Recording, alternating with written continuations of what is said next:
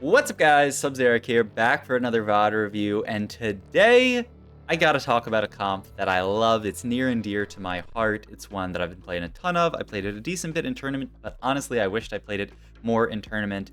And it's Duelists. This comp is just, I mean, if you guys haven't been playing a lot of Duelists this patch, I don't know what to say. And if you haven't been playing a lot of Duelists this patch, I'm sure you've been making some mistakes in itemization, in the way you play at the early mid-game, augments, all that kind of stuff.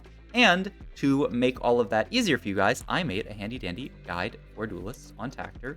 It is all on Tactor right here. I got, the comps, some stuff in here, some words. I have an item tier list, a bunch of broken augments here. So please, if you want to help me out, go to the Tactor guide, click the like button here. It helps me out a ton on the Tactor guide. And I mean, while you're doing it, might as well like the YouTube video as well. And today we're gonna watch Rainplosion play this oh so broken comp.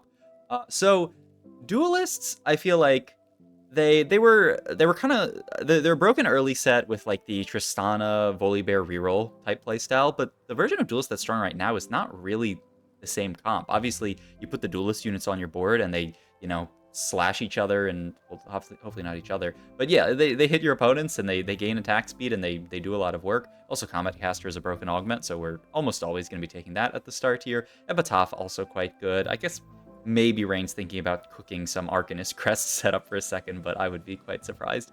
But yeah, we had that reroll type version of Duelist, but the version of Duelist that's actually really strong right now is not really reroll Duelists. It's more of a fast 8, fast 9 type Duelist, where ideally you get to play around 8 Duelist. You play 8 Duelist, you have your main carry Irelia in the late game, and then you play Lee Sin as your secondary carry slash like kind of tank, but not really tank, like off tank melee carry.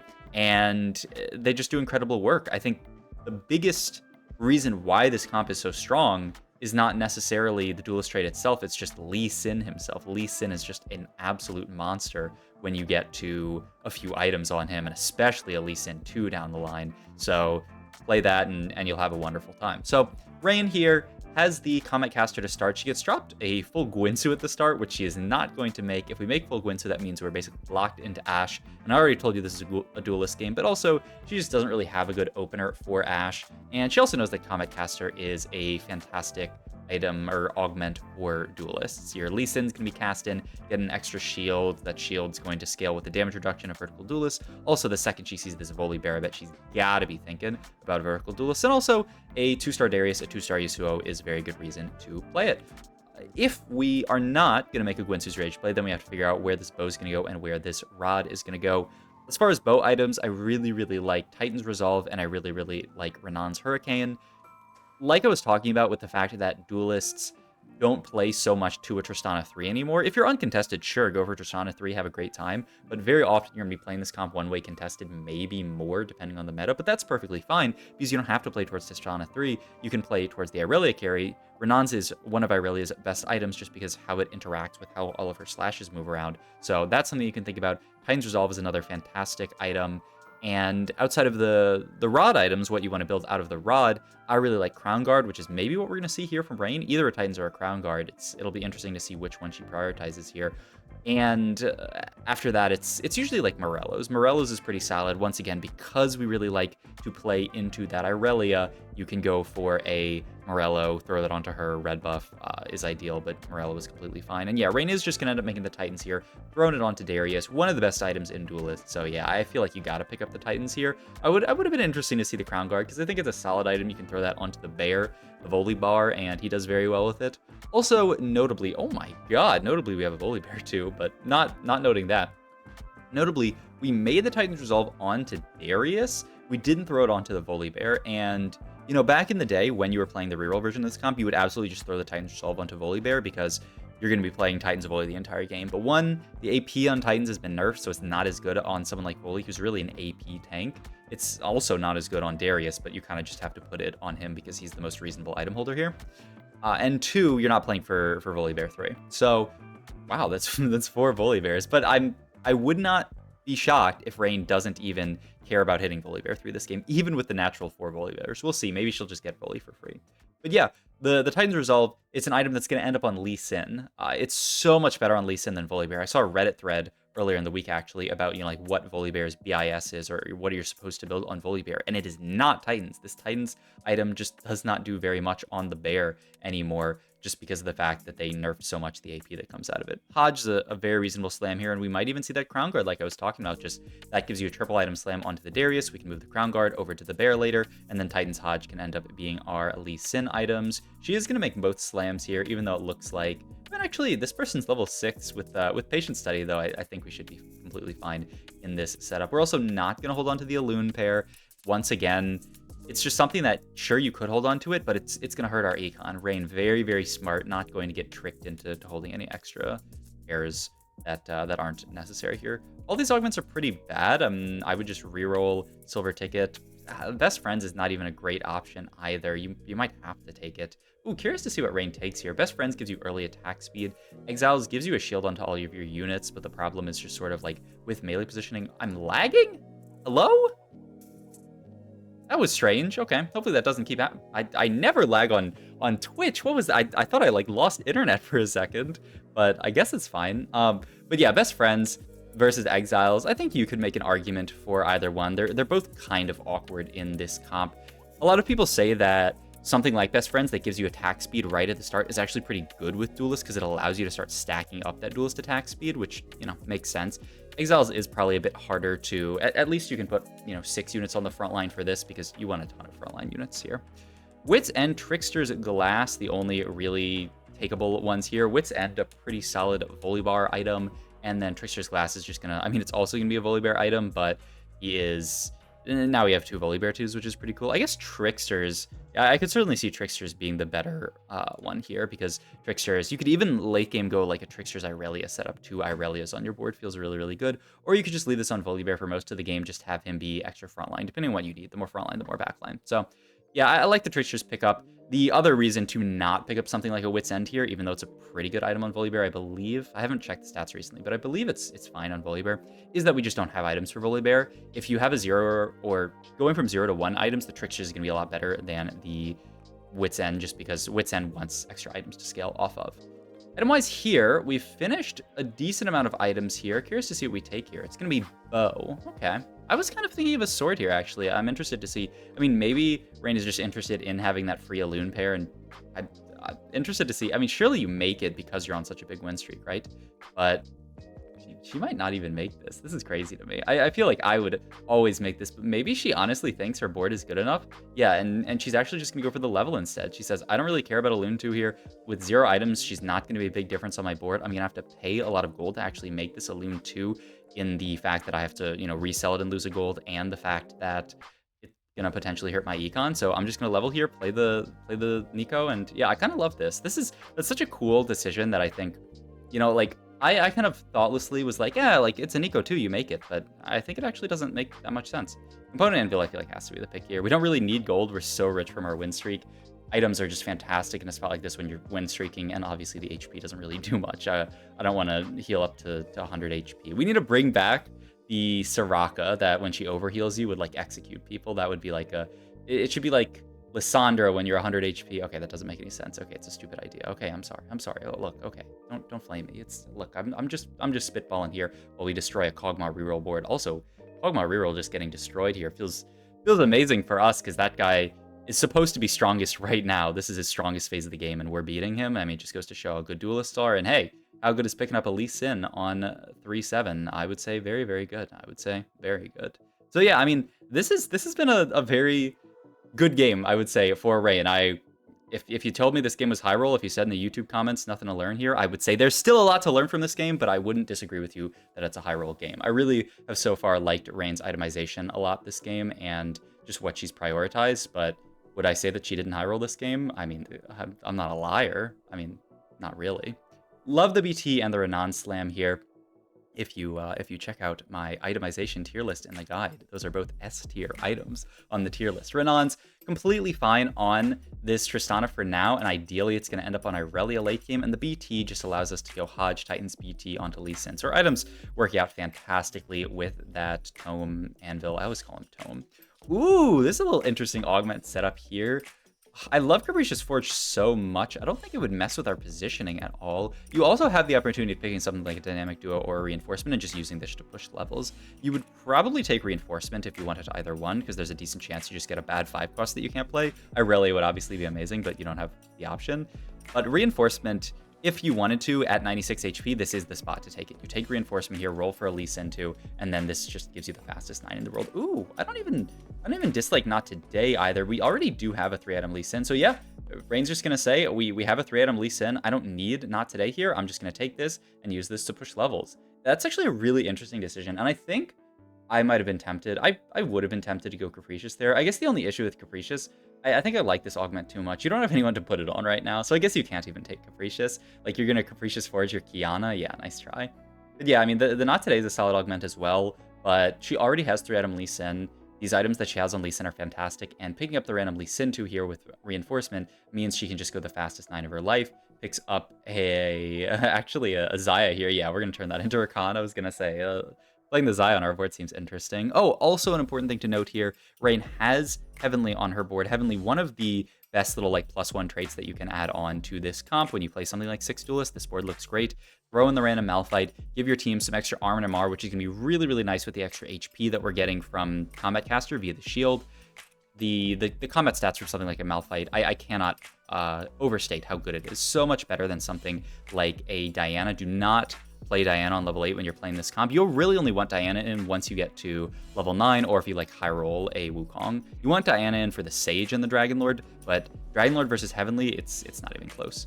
Item-wise here, I think we want something for our Irelia, and gonna end up being Glove. This could be Guard Breaker, S-tier item in my guide. We'll see. Could be like a Hodge.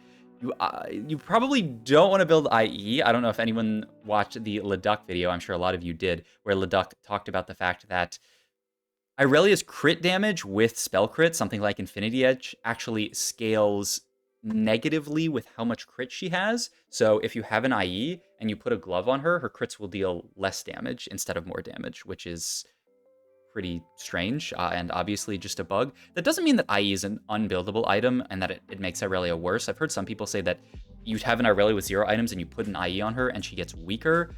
That's not the case as far as I understand it. As far as I understand it, the crit scales inversely, but you're still getting combat stats out of the IE. You're still getting the ability to crit, and crits do more damage than normal attacks. So it's not a completely dead item on Irelia, but it's definitely one you want to avoid building when you could build something like a Guard Breaker or something like a Hodge. Any other glove item would be better on Irelia than IE, but if you end up in a spot where you have to throw an IE on your Irelia, don't feel too bad about it, but yeah, it's not ideal.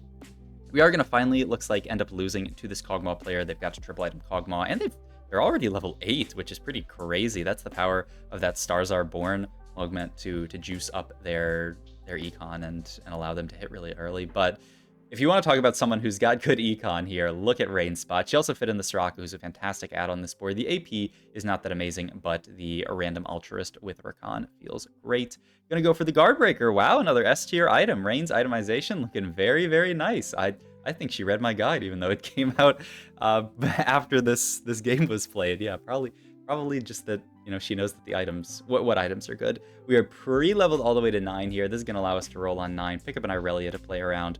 Also, we really want to find some other duelist, either replacement Tristana and Irelia, so that we can get off this Darius so we can move the items over to Lee Sin, because it's actually kind of sad that all of our Lee Sin items are stuck here. Boom, there's another Darius, so we can move items over. We also picked up her Khan pair. There is Tristana 2, which it's kind of an interesting make. I would almost be tempted to not make Trist 2, because I know that I want to move my items to Irelia ASAP, but it actually works out in a spot like this, or doesn't work out, depending on, I guess, your way of thinking about it, that she doesn't hit an Irelia here, which is a little bit, hey, she's low-rolling this game. Honestly, I would say this is an unlucky game by Rain. Just throw the entire game out right here. Like, you basically lost the game at this point.